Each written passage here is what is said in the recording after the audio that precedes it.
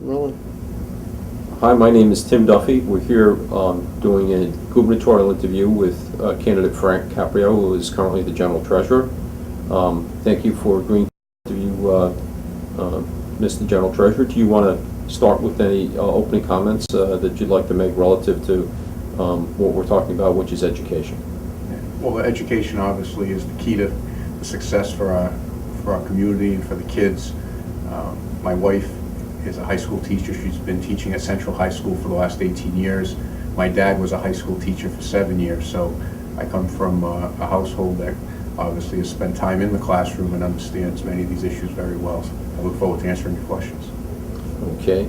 The first one is, do you support binding arbitration for teacher contracts? No, I do not. Do you support what is known as a contract continuation clause? No, I do not. In 2012, the state will lose approximately $240 million in ARA funding.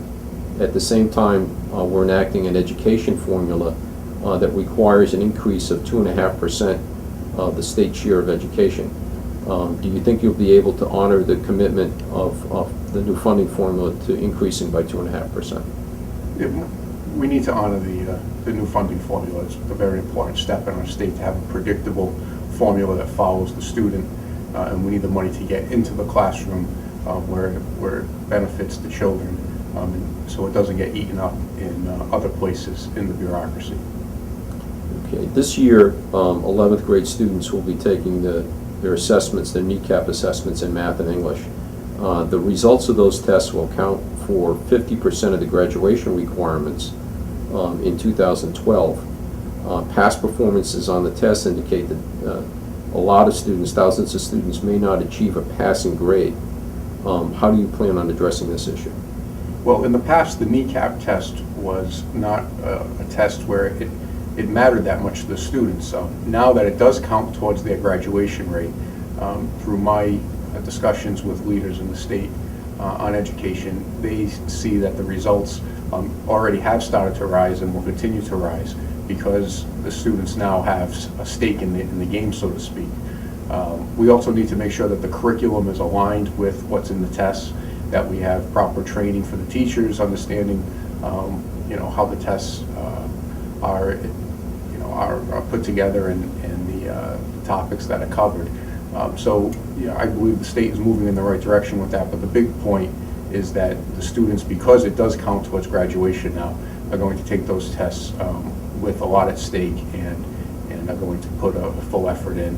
And the results obviously should bear to a much more positive result than what we've seen in the past. Relative to schools, do you support mayoral control of schools? Yeah, on that question, I'm hearing it in a way when you say mayoral control. If you're talking about the mayoral academies, the new schools, alternative schools that have opened recently, I'm in favor of those, was an early supporter of those. Would you favor mayoral appointment of school boards? Yeah, I think that having the electoral process is a good one, letting people have to put themselves in front of the voters.